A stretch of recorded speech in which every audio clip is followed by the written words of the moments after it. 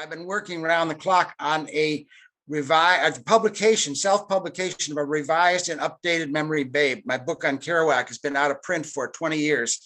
And I have done a lot of revision, a lot of new material has appeared about Kerouac. Couldn't get anybody to publish it, so I'm publishing it myself, but it's a heck of a job.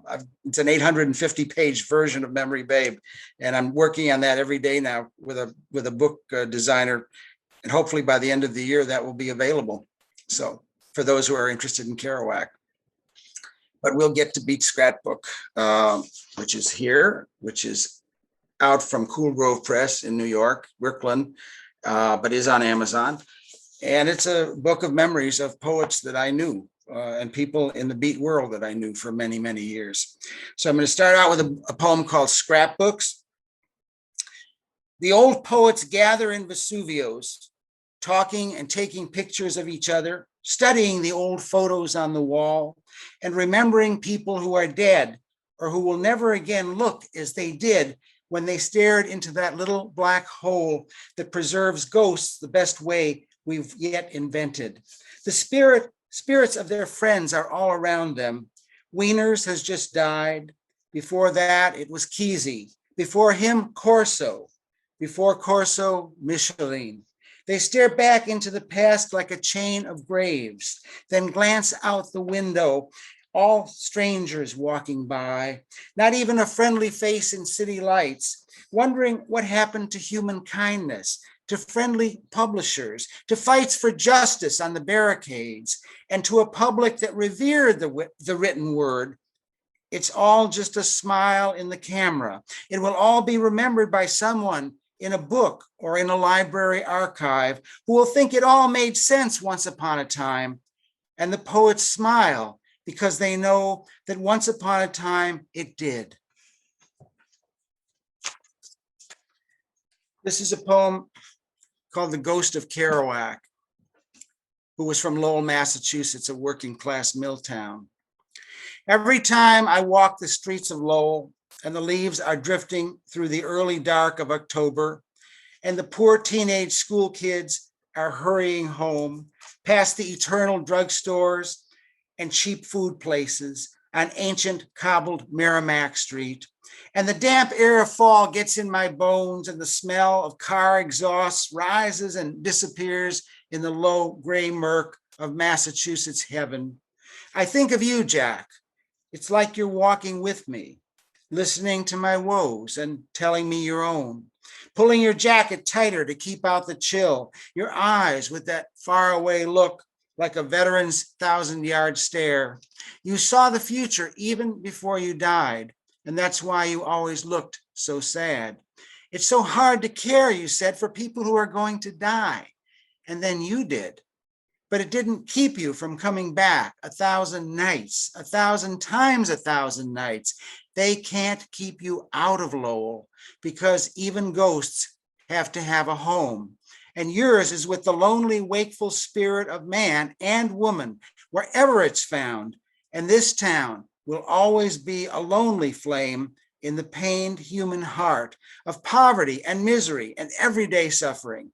And as long as there's a human heart left to care about that, you'll still be here among us to keep us company on life's broken road.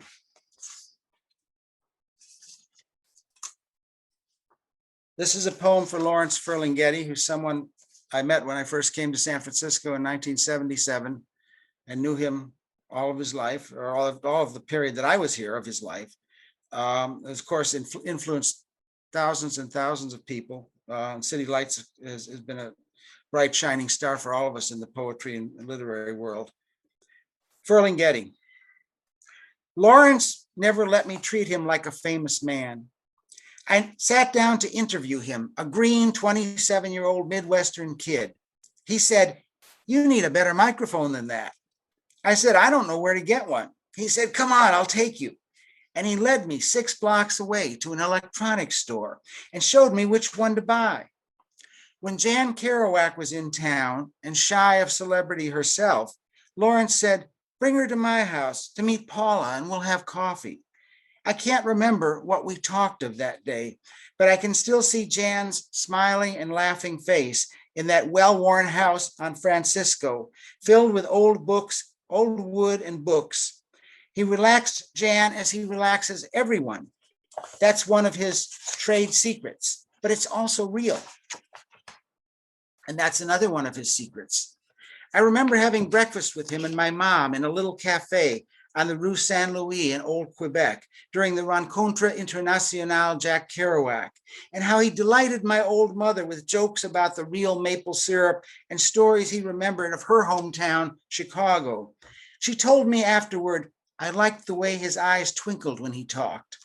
And I remember his earnestness when he told Stella Kerouac in the old Pollard Library in Lowell that she had to let him publish Jack's manuscript, Poems All Sizes, and didn't falter under her Greek anger because he knew he was in the right. And I remember him telling me with a grim face in the offices of City Lights during the first Gulf War that it was time for poets to end their silence and speak up about things that matter. I'm still waiting, he said, and God bless him. He's still waiting now, 100 years after his birth, and it's high time we gave him what he asked for.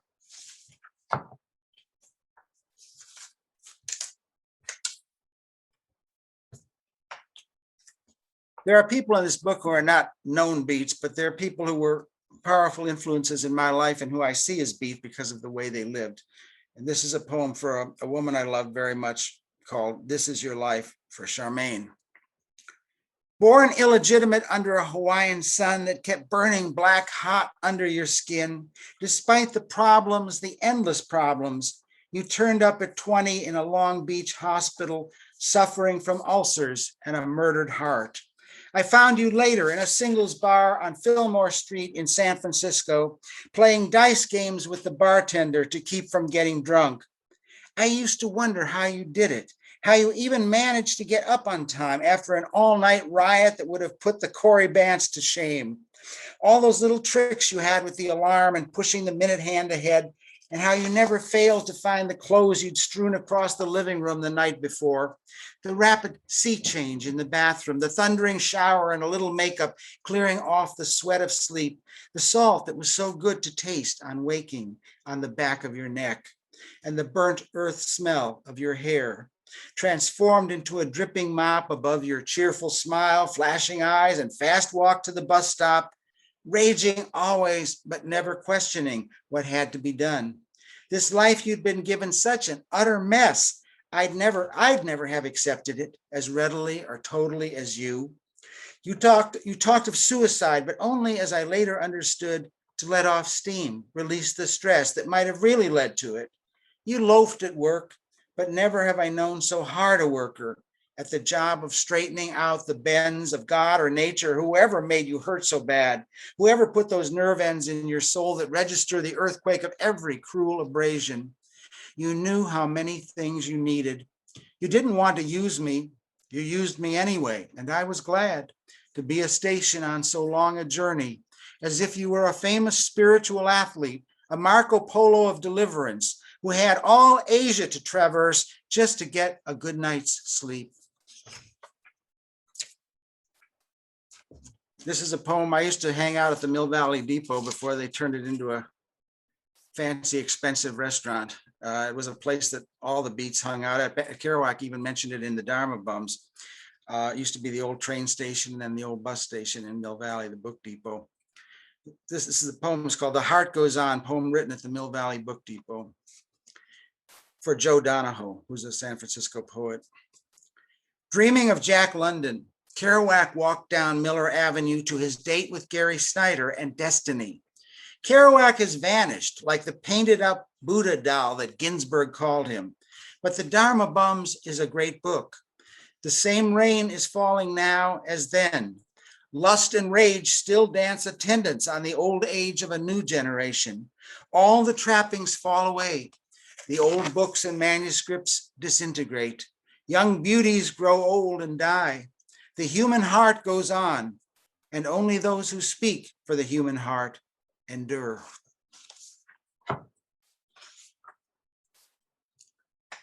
And I couldn't do a reading here without a poem from my old friend, Jack Micheline.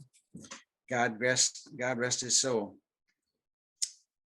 Jack, you were an ornery cuss. I watched you piss off more people than I could count.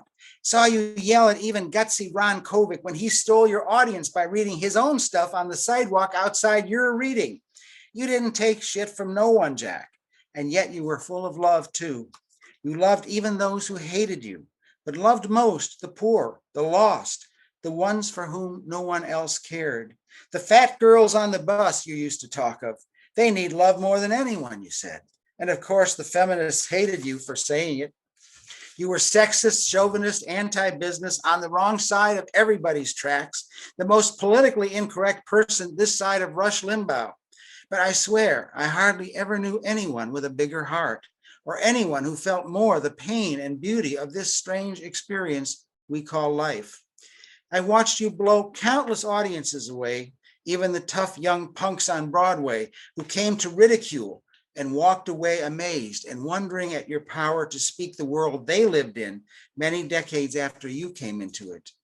I watched you win literary prizes like Kesey awarding you Best Performance at Naropa in 1982, when you made all those superstars like Burroughs, Waldman, Hoffman, and Ginsberg pale beside your booming cuss at America and everybody who went through life with their eyes shut. Jack, you taught me so much: how to see, how to listen, how to learn from the street, like a garden of rare, beautiful flowers, no one too small, too poor, too insignificant for your golden attention. Jack, I can't do you justice in this poem. I had the honor of having walked with you and listened to your wisdom and felt the touch of your tender eyes on mine, your eyes so special, so full of hurt and understanding, when they weren't aflame with rage at the injustices of society, capitalism, and the publishing biz.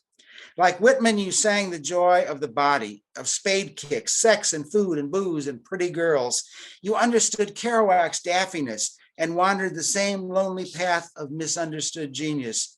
You gave me some paintings I'll always cherish and 15 pounds of Xerox manuscripts that no one would publish. I gave you a ride home from a lonely party in Berkeley one rainy night when no one else would take you. You told me it was a mitzvah, a blessing that would come for helping you. The mitzvah was your friendship, Jack, a million memories of one totally unique being named Harvey Martin Silver Jack Micheline, ragged lion of the streets and giant of kindness, whose ear was a perennial post office box that no one will ever replace. And we've got another Jack here. There were a lot of Jacks in San Francisco. Poem for Jack Mueller, who died a few years ago. What I remember most, your cigarettes and your bourbon and the crazy gleam in your eye when you got a new idea. You were a fountain, a machine of ideas, had a hard time making them real, which you knew, but no one cared. We wanted too much that magic you gave out as freely as the poems or the jokes you'd recite for anybody, anywhere who took the time to listen to you in that deep, resonant voice that could have come out of a Kentucky coal mine if coal miners had all the wisdom of the ages at the tip of their tongue. You were one of a kind. Don't include me with all those jacks, you'd say, in your mock angry voice, or maybe it was real anger too. For sure, it was real compassion you had for almost all of us. For me, I know you truly worried about how vulnerable I was to women. And you told me once, don't let Charmaine make you her ponce. And who else but Jack Mueller could say it in just that way?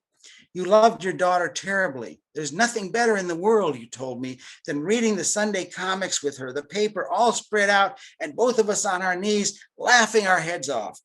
You didn't believe in God, but if that wasn't a kind of praying, I don't know what is. I dreamed of you 4 months before you died. I'd never dreamed of you before in 40 years. You were in some kind of danger. A train was coming. I tried to reach you, but couldn't get your number. I'm writing this poem because it's the only way I have of reaching you now. And this is a poem for another San Francisco poet, Harold Norris, who was a dear friend of mine. It's called The Ghost of Bill Burroughs. I used to have Harold was very, very poor.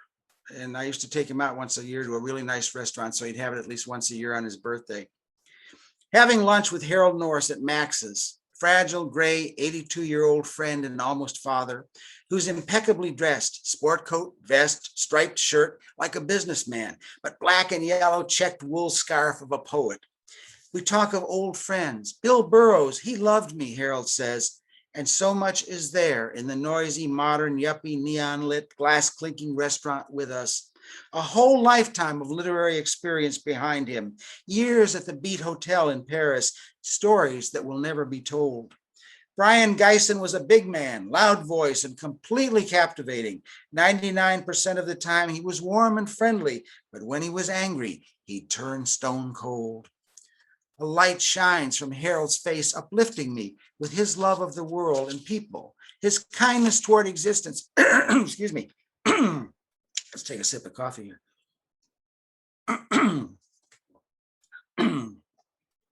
His kindness toward existence never conquered by its unkindness toward him.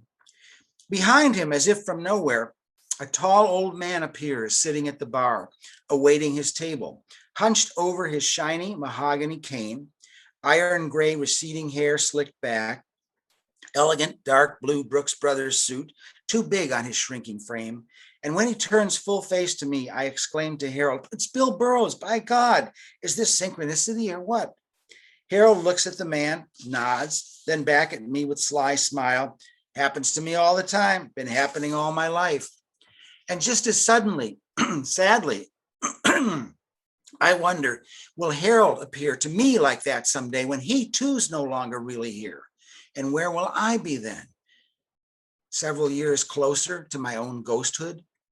I walk Harold, now grown so slow and delicate, back to my car and put him safely in, leaving the noisy, crowded Civic Center behind for the short ride back to his lonely, dark home in the Mission, filled with shelves of dusty books, stacks of dusty manuscripts, and ghosts I don't even know. How much time do I have left here, Dan? 3 minutes. Okay. Well, let's do one for Gregory Corso, since Gregory Corso is on the book's cover. This is called The Atom Bomb of Genius for Gregory Corso. Gregory, everyone's got a memorial poem for you. I remember how cutting you could be. You called one of my girlfriends a cunt. You told Micheline, "I'm smarter than you are, Jack." "You've read more than me," Micheline said grudgingly, taking the hit like a man. Sometimes I wondered how so many people could love you, as surely they did. But every so often, just the sheer energy you manifested for days on end, with little sleep, would amaze me, like the atom bomb you wrote of so explosively. And I realized people had to acknowledge you as a phenomenon of nature, if nothing else. There will never be another Gregory Corso, or if there is, he will spit on you, the real Gregory Corso, to make way for himself, because the most outstanding thing about you was your undaunted, unfazed, unstoppable originality. It was what made you so mean and terrible sometimes. You couldn't let anything stand in the way of your creativity, of creating a man, poet, lover, child, messenger of the gods, like no one ever saw before or since. And if we didn't love that, you knew there was absolutely no hope for us. Time for one more, or am I done? Yeah, if you got a short one, go for it. All right. About a minute and a half. All right, we'll do a short one here. Since I'm from Illinois and I'm from Chicago, we'll end with the Midwest Rhapsody. I was born in Illinois, where the summer cicadas set your teeth on edge. Heavy clouds of wet air drifting off the Mississippi made you sweat all night. The July sun burnt holes in my dreams. I wanted out and away. The big world that would eat me alive. Illinois was Hicksville. Even Chicago seemed stuck in the corner of a weedy cornfield. You can never escape the Midwest. It comes to me now in dreams. So many nights I can't get away. I'm back living in a small apartment with my mother. We're cold. We want to get back to California. We don't have any money. I look out the window in my dreams. It's always night and the snow is falling. Illinois is my home no more. And yet I walk those tarry streets forever in my mind, see the frustrated, yearning faces of people who never quite made it, but were all on their way to somewhere else. Little did they know it was to become the angels of my most potent, poignant memories. Thank you. Thank you. Thank you. Thank you. Thank you. Thank you. Thank you. I'm going like this now. Thank you. I mean, just wow. Just My- wow. My honor to be here.